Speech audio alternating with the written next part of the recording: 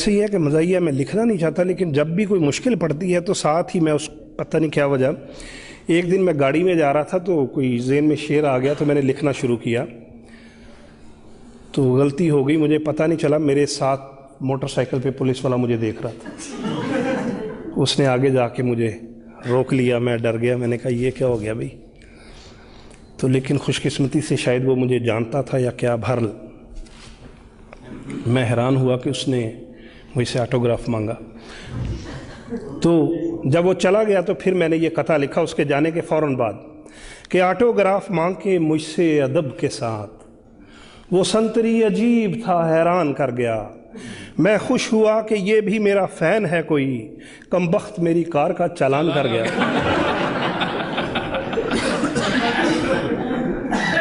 एक कथा है जी कि वो जो दिल को कबूल होते हैं उनके पत्थर भी फूल होते हैं। वो जो दिल को कबूल होते हैं उनके पत्थर भी फूल होते हैं, जाके थाने मुझे समझ आई इश्क के कुछ असूल होते हैं।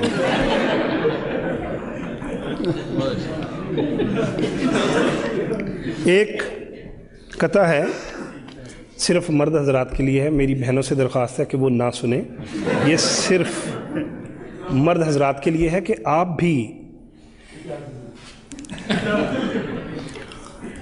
भी बेगम की बातों से परेशान हैं अगर, एक है तरकीब मेरे पास इस जंजाल की।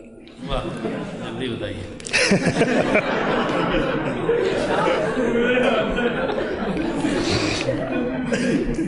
आप भी बेगम की बातों से परेशान हैं अगर, एक है तरकीब मेरे पास इस जंजाल की, आज जाके आप भी बेगम से बस इतना कहें, आप जब खामोश हों लगती हैं 16 साल की।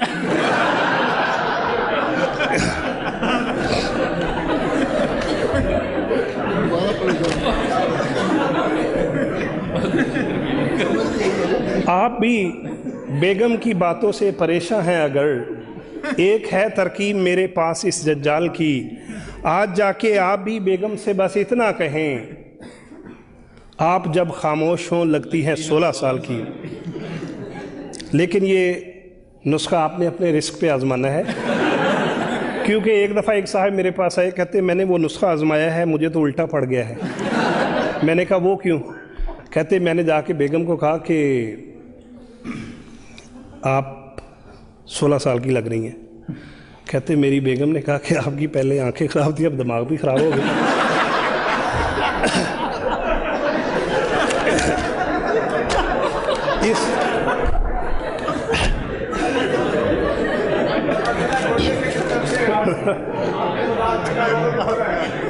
जी इसलिए कंपनी की कोई गारंटी नहीं है। करके अगवा सांस मेरे बास की, करके अगवा सांस मेरे बास की, दी है धमकी डाकुओं ने बॉस को। करके अगवा सांस मेरे बास की, दी है धमकी डाकुओं ने बास को, तुमने पहुंचाए अगर ना 5 लाख, छोड़ देंगे हम तुम्हारी सास को।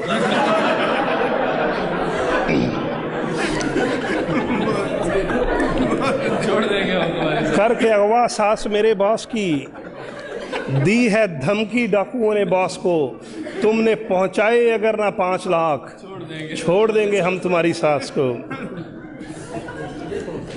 बाज़ ख़वातीन बहुत नेक दिल होती हैं, साफ़ गो होती हैं, साफ साफ बात करती हैं। ऐसी ही खातून का एक जिक्र है कि जज ने पूछा गुस्से में एक औरत से, जज ने पूछा गुस्से में एक औरत से, आपने शोहर को हांडी क्यों मारी थी? जज ने पूछा गुस्से में एक औरत से, आपने शोहर को हांडी क्यों मारी थी? इस पे वो मासूम सी औरत यूं बोली, देग उठानी चाहिए थी वो भारी थी।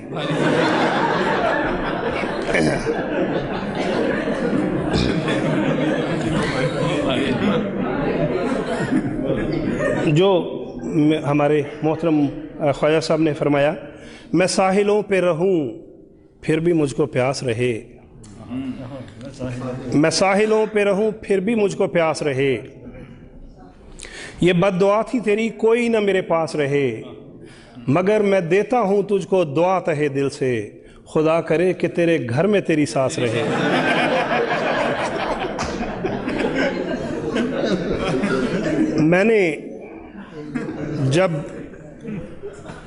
मैंने जब ये कथा लिखा तो मेरी बाज़ बहनों ने मुझे पकड़ लिया। उन्होंने कहा कि आपने सास के ख़िलाफ़ लिखा है, अब आपकी जान सिर्फ इसलिए छूट सकती है कि आप सास के हक़ में लिखें। तो मैंने कहा अच्छा जी, मैं सास के हक़ में लिख देता हूँ। अगली दफ़ा एक जगह बहुत बड़ी गैदरिंग थी, वहाँ पे मैंने ये शेर लिखा कि फ़कत एक शेर था मैंने सुनाया सास के बारे, फ़कत एक शेर था मैंने सुनाया सास के बारे, गलत फहमी हुई ऐसी कि अब मेरी क्लासें हों। मुझे तो सास के रिश्ते से खुद इतनी अकीदत है, मेरी ज़ाती तमन्ना है मेरी 2-3 सासें।